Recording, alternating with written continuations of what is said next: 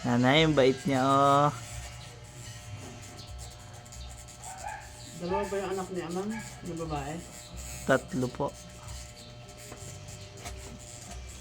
Yung lumaban ng SK.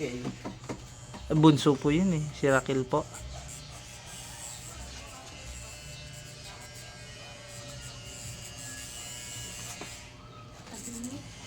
Behave yan. Bait yan eh, no kuya, no? Bait po ako, kamanak. Ang gabi. Matagal na akong dinapit sa lugar na yun.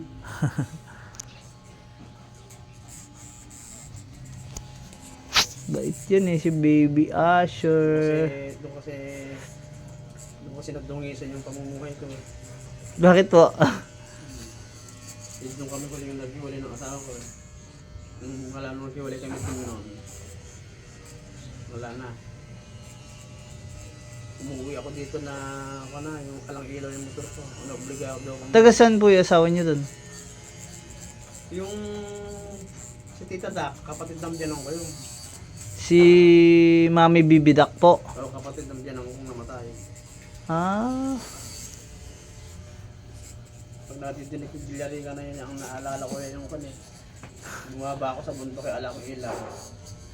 galing Pantabangan po. Oo, alam ko ilaw. Kinakapa ko yung daan dahil paliguli ko.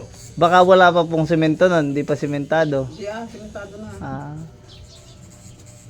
Magmula ako sa bilyariga na yun hanggang Rizal na yun eh. Oh, madilim po yun eh. Oo, muntik-muntik akong malaglag sa bangin.